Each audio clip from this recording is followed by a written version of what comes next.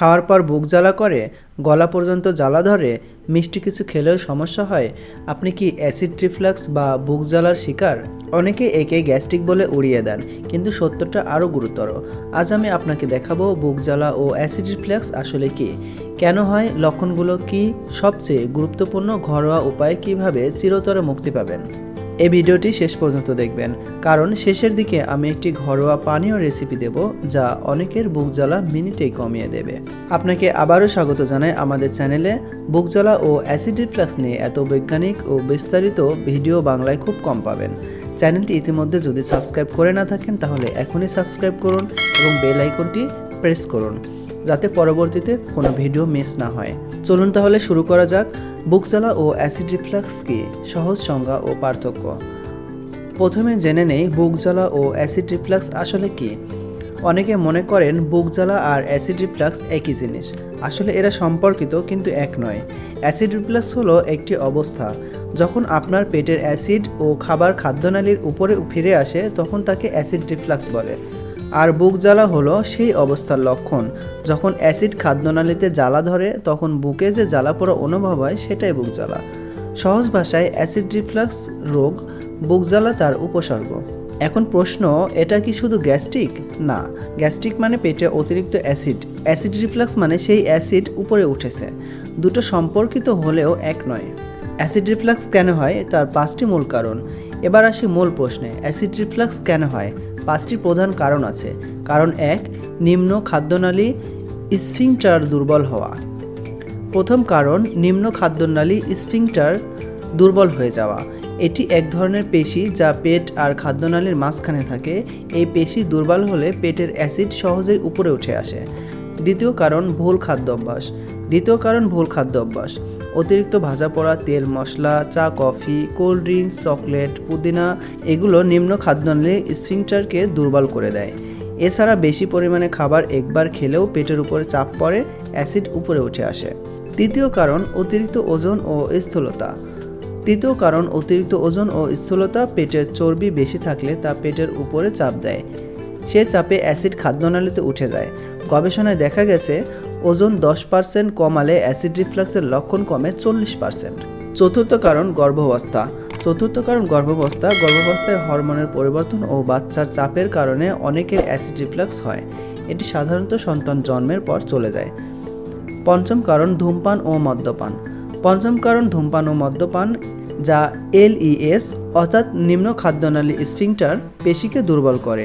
মদ পেটের আস্তরণে জ্বালা ধরে, দুটোই অ্যাসিড রিফ্লাক্স বাড়ায়। বুক জ্বালা ও অ্যাসিড রিফ্লাক্স লক্ষণ সতর্কতা। এবার জেনে নেই অ্যাসিড রিফ্লাক্সের লক্ষণগুলো কি কি। অনেকেই বুঝতে পারেন না যে তারা এই সমস্যায় ভুগছেন। সবচেয়ে সাধারণ লক্ষণ বুক জ্বালা। খাওয়ার পর বুকে জ্বালা পোড়া করা, বিশেষ করে রাতে বা শুয়ে থাকলে বেশি হয়। রেগারজিটেশন, পেটের অ্যাসিড বা খাবার গলা পর্যন্ত উপরে চলে আসা, মুখে টক স্বাদ আসা। গিলতে সমস্যা, খাদ্যনালী সরু হয়ে গেলে গিলতে কষ্ট হয়। দীর্ঘস্থায়ী কাশি, অনেকের একমাত্র লক্ষণ হতে পারে শুকনো কাশি। গলা ব্যথা ও কর্কশতা, সকালে উঠে গলা ব্যথা বা বসে যাওয়া। পেট ফোলা বা ঢেকুর, অ্যাসিড রিফ্লাক্সের রোগীদের প্রায় পেট ফুলে যায়। আরও গুরুতর লক্ষণ, বমি, ওজন কমে যাওয়া, কালো পায়খানা, এসব দেখা দিলে দেরি না করে ডাক্তার দেখান। অ্যাসিড রিফ্লাক্সের জটিলতা অবহেলা করলে কি হয়? অনেকে বলেন বুক জ্বালা তো হয়, আবার ঠিকও হয়ে যায়। কিন্তু আপনি কি জানেন দীর্ঘদিন অ্যাসিড রিফ্লাক্স থাকলে কি হতে পারে? জটিলতা 1, খাদ্যনালীর প্রদাহ। বারবার অ্যাসিড আসতে থাকলে খাদ্যনালী লাল হয়ে যায়, ফুলে যায়, ক্ষত তৈরি হয়। জটিলতা 2, খাদ্যনালী সরু হয়ে যাওয়া। বারবার ক্ষত সারতে গিয়ে দাগ পড়ে, ফলে খাদ্যনালী সরু হয়ে যায়, তখন গিলতেই কষ্ট হয়। জটিলতা 3, ব্যারেটস খাদ্যনালী। এটি একটি প্রাক ক্যান্সারের অবস্থা। দীর্ঘদিন অ্যাসিড রিফ্লাক্স থাকলে খাদ্যনালীর কোষ বদলে যায়। জটিলতা 4, খাদ্যনালীর ক্যান্সার। সবচেয়ে গুরুতর ও জটিলতা হলো, তবে এটি তুলনামূলকভাবে বিরল। আমি ভয় দেখাচ্ছি না, বিজ্ঞান বলেছে যারা 5 থেকে 10 বছর চিকিৎসা নেন না তাদের ঝুঁকি সবচাইতে বেশি। তাই সঠিক সময়ে ব্যবস্থা নিন। ঘরোয়া চিকিৎসার 8টি কার্যকরী উপায়। এবার আসি সবচেয়ে গুরুত্বপূর্ণ অংশে, ঘরোয়া উপায়ে অ্যাসিড রিফ্লাক্স কমানোর 8টি বৈজ্ঞানিক উপায়। উপায় 1, খাদ্যাভ্যাস বদলান। প্রথম উপায়, খাদ্যাভ্যাস বদলানো। ছোট করে দিনে 5 থেকে 6 বার খান, একবার বেশি খাবেন না। দ্বিতীয় উপায়, ট্রিগার খাবার এড়িয়ে চলুন। দ্বিতীয় উপায় হলো ট্রিগার খাবার চিহ্নিত করে এড়িয়ে চলুন। মশলা, চা, কফি, চকলেট, পেঁয়াজ, রসুন, টমেটো, সাইট্রাস ফল এগুলো কারো কারো জন্য সমস্যা করে। নিজের শরীর বুঝে বাদ দিন। উপায় 3। তৃতীয় উপায়, খাওয়ার পর 10 থেকে 15 মিনিট হাঁটুন। কখনোই খেয়ে শুয়ে পড়বেন না। উপায় 4। মাথা উঁচু করে ঘুমান। চতুর্থ উপায়, মাথা ও বুক 6 থেকে 8 ইঞ্চি উঁচু করে ঘুমান। বালিশ উঁচু করুন, পুরো শরীর না, শুধু মাথা উঁচু করবেন, তাহলে অ্যাসিড নিচেই থাকবে। উপায় 5। ওজন কমান। পঞ্চম উপায় হলো ওজন কমানো। পেটের চর্বি কমলে পেটের উপরে চাপ কমে, অ্যাসিড উপরে ওঠার সম্ভাবনা কমে। উপায় 6। ঢিলে ঢালা পোশাক পরুন। ষষ্ঠ উপায় হলো পেটে চাপ পড়ে না এমন ঢিলে ঢালা পোশাক পরুন। টাইট বেল্ট, টাইট জিন্স পেটের উপরে চাপ দিয়ে রিফ্লাক্স বাড়ায়। উপায় 7। ধূমপান ও মদ ছাড়ুন। সপ্তম উপায় হলো ধূমপান ও মদ ছাড়ুন। এটা না ছাড়লে অন্য কোনো উপায় কাজই করবে না। উপায় 8। টেনশন কমান। অষ্টম উপায় হলো টেনশন কমান। প্রতিদিন 10 মিনিট গভীর শ্বাস নিন, যোগ ব্যায়াম করুন, মেডিটেশন করুন। এতে টেনশন কমবে এবং অ্যাসিড রিফ্লাক্স উভয় কমে যাবে। ঘরোয়া পানীয় রেসিপি বিশেষ সেগমেন্ট। প্রতিশ্রুতি মতো এবার বিশেষ ঘরোয়া পানীয় রেসিপি দিচ্ছি।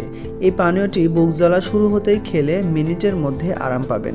উপকরণ: 1 গ্লাস ঠান্ডা দুধ, 1 চা চামচ মধু, 1 চিমটি এলাচ গুঁড়ো। কিভাবে বানাবেন?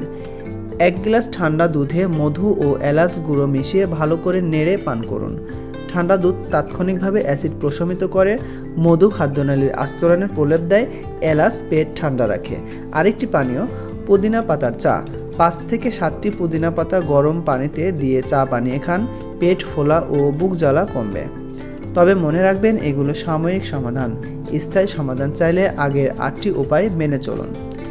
দর্শকদের প্রশ্নের উত্তর: অনেকে আমাকে জিজ্ঞেস করেন অ্যাসিড রিফ্লাক্সের রোগীরা কি ভাত খেতে পারবেন? উত্তরে বলবো হ্যাঁ, তবে পরিমাণে কম। রাতে ভাত এড়িয়ে চলাই উত্তম। দুধ খেলে কি ভালো হয়? উত্তর: ঠান্ডা দুধ ভালো, গরম দুধ অনেকের জন্য সমস্যা করে। অপারেশন ছাড়া কি উপায় নেই? উত্তর: বেশিরভাগ ক্ষেত্রে অভ্যাস বদলালেই কাজ হয়। শুধু গুরুতর ক্ষেত্রে অপারেশন করার দরকার হয়। বাচ্চাদের ক্ষেত্রে অ্যাসিড রিফ্লাক্স হয়? উত্তর: হ্যাঁ হয়, তবে তাদের জন্য ডাক্তারের পরামর্শ নেওয়া জরুরি। কখন ডাক্তার দেখাবেন? সতর্কতা: অ্যাসিড রিফ্লাক্সের কিছু লক্ষণ দেখা দিলে দেরি না করে ডাক্তার দেখান। কখন ডাক্তার দেখাবেন?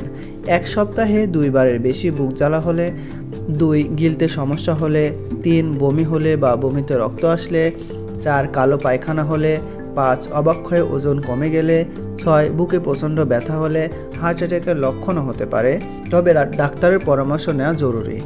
এসব ক্ষেত্রে ঘরোয়া উপায় সময় নষ্ট না করে সরাসরি ডাক্তারের কাছে যান। অনেকে জানতে চান ডাক্তার কী ধরনের ওষুধ দেন।